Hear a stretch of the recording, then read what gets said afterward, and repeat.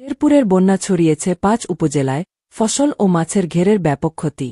বন্যায় জেলায় ৭,৬৯৬ হেক্টর জমির রোপা আমন ধান সম্পূর্ণ এবং ৯,৬৯৩ হেক্টর জমির রোপা আমন আংশিক নিমজ্জিত হয়েছে।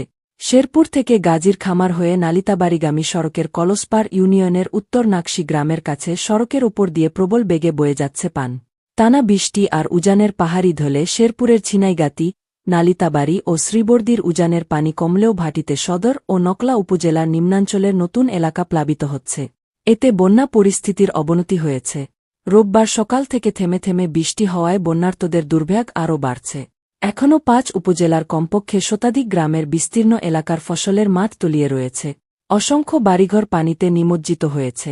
বিভিন্ন স্থানে মাছের খামার থেকে কোটি কোটি টাকার মাছ ভেসে যাওয়ায় খামারিরা দিশেহারা হয়ে পড়েছেন। এদিকে পানিতে ভেসে নিখোঁজ ২ জনের লাশ মেলায় এই বন্যায় মৃত্যুর সংখ্যা বেড়ে ৫ হয়েছে। শুক্রবার রাতে নিরাপদ আশ্রয়ের সন্ধানে বের হয়ে নিখোঁজ হওয়া নালিতাবাড়ি উপজেলার অভয়নগর গ্রামের বাছির উদ্দিনের দুই ছেলে আবু হাতেম ৩০ ও আলমগীর ১৭ এর লাশ শনিবার ওই এলাকার একটি ধান ক্ষেত থেকে উদ্ধার করা হয়েছে। এখনও নিখোঁজ রয়েছেন বাতকুচি গ্রামের আব্দুল হাকিমের স্ত্রী জহুরা খাতুন ৪৫। এছাড়া ছিনাইগাতির সন্ধ্যাকুড়া এলাকায় বন্যার পানিতে ভেসে এসেছে ক্ষুদ্র নিগোষ্ঠীর অজ্ঞাত এক নারীর গলিত লাশ। পাহাড়ি ঢলের প্রবল স্রোতে শেরপুর থেকে তিনানি হয়ে নালিতাবাড়ি আঞ্চলিক মহাসড়কের রানীগাঁও সেতুর কাছে সড়ক ভেঙে যাওয়ায় শনিবার দুপুর থেকে যোগাযোগ বিচ্ছিন্ন হয়ে গেছে। পানি উন্নয়ন বোর্ড জানিয়েছে, নালিতাবাড়ির ভোগাই নদীর পানি কমে বিপদসীমার ৫১ সেন্টিমিটার ওপর দিয়ে এবং চেল্লাখালী নদীর পানি কমে বিপদসীমার ১৮৫ সেন্টিমিটার ওপর দিয়ে প্রবাহিত হচ্ছে। শেরপুর জেলা কৃষি সম্প্রসারণ অধিদপ্তরের কর্মকর্তারা বলছেন, বন্যায় জেলায় ৭,৬৯৬ হেক্টর জমির রোপা আমন ধান সম্পূর্ণ এবং ৯,৬৯৩ হেক্টর জমির রোপা আমন আংশিক নিমজ্জিত হয়েছে। এছাড়া ২০৮ হেক্টর জমির সবজি সম্পূর্ণ এবং ৪১৩ হেক্টর আংশিক নিমজ্জিত হয়েছে। বন্যায় ৬৫,৪০০ জন কৃষক ক্ষতিগ্রস্ত হয়েছে।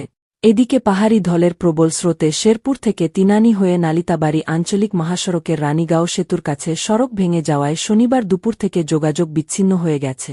শেরপুর থেকে গাজীর খামার হয়ে নালিতাবাড়িগামী রাস্তার কলসপাড় ইউনিয়নের ৪টি স্থানের ওপর দিয়ে প্রবল বেগে পানি প্রবাহিত হওয়ায় ওই সড়কে যানবাহন ও মানুষ ঝুঁকি নিয়ে চলাচল করছে। এছাড়া নালিতাবাড়ি কুগাঁও স্থলবন্দর সড়কসহ জেলার অভ্যন্তরীণ গুরুত্বপূর্ণ অন্তত ১০টি সড়কের ওপর দিয়ে বন্যার পানি প্রবাহিত হচ্ছে। ঘরে গলা সমান পানি হওয়ায় শনিবার সন্ধ্যায় নিরাপদ আশ্রয়ের সন্ধানে যাচ্ছেন নালিতাবাড়ির নাকশি গ্রামের এক পরিবার। টানা বৃষ্টির সঙ্গে উজান থেকে নেমে আসা পাহাড়ি ঢলে শেরপুরের এই বন্যা দেখা দেয়।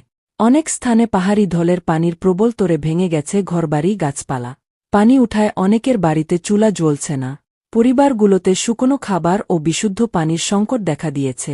অনেকে নিরাপদ স্থানে ও আশ্রয়কেন্দ্রে ছুটছেন।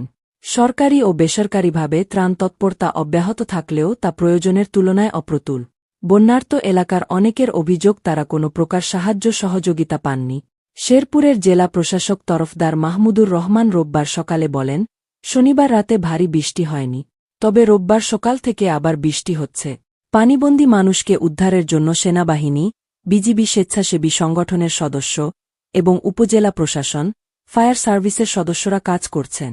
সরকারি ও বেসরকারি পর্যায়ে ত্রাণ তৎপরতা পুরোদমে চলছে। বন্যার্তদের সহায়তার জন্য সব ধরনের ব্যবস্থা গ্রহণ করা হয়েছে। বানভাসী মানুষের স্বাস্থ্যসেবা দেওয়ার জন্য ১৭টি মেডিকেল টিম এলাকায় কাজ করছে এবং উপজেলা স্বাস্থ্য কমপ্লেক্সগুলোতে বন্যার্তদের চিকিৎসা নিশ্চিতে সব ধরনের ব্যবস্থা গ্রহণ করা হয়েছে বলে জানান জেলা প্রশাসক।